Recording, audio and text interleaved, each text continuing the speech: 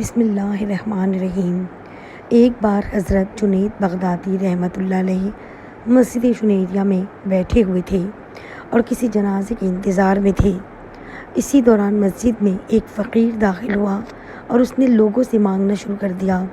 فقیر کا یہ حال دیکھ کر حضرت جنید بغدادی رحمۃ اللہ علیہ نے دل میں سوچا کہ کاش یہ شخص کسی ایک کے سامنے اپنی حاجت بیان کرتا تو اس طرح تمام لوگوں کے آگے ہاتھ نہ پھیلانا پڑتا۔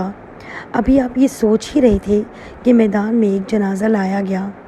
حضرت جنید بغدادی رحمۃ اللہ علیہ نے نماز جنازہ ادا کیا اور گھر تشریف لے آئے۔ پھر جب آپ رات کو سوئے تو ایک عجیب منظر دیکھا۔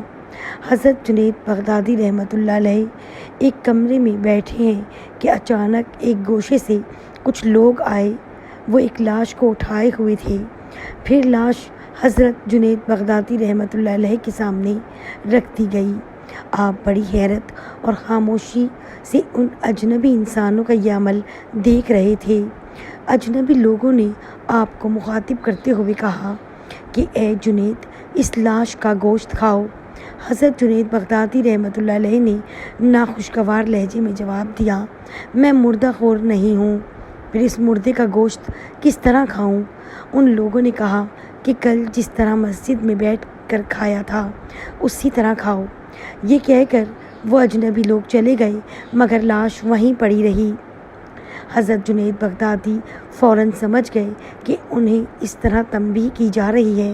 آپ نے غور سے لاش کی طرف دیکھا تو یہ اسی فقیر کی لاش تھی جو مسجد میں بھیک مانگ رہا تھا، اور جسے دیکھ کر حضرت جنید بغدادی رحمۃ اللہ علیہ نے دل میں سوچا تھا کہ کاش یہ شخص کسی ایک کے سامنے اپنی حاجت بیان کرتا تو اس طرح اسے اور لوگوں کے سامنے ہاتھ نہ پھیلانا پڑتا۔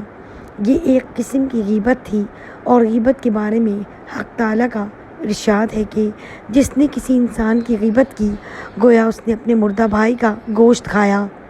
اجنبی لوگوں نے اسی طرف اشارہ کیا تھا۔ حضرت جنید بغدادی رحمۃ اللہ علیہ نے خود کلامی کے انداز میں کہا، یہ تو غیبت کی سزا ہے۔ بے شک اس فقیر کی طرف سے میرے دل میں برا خیال گزرا تھا مگر میرے دل کی یہ بات زبان پر نہیں آئی تھی۔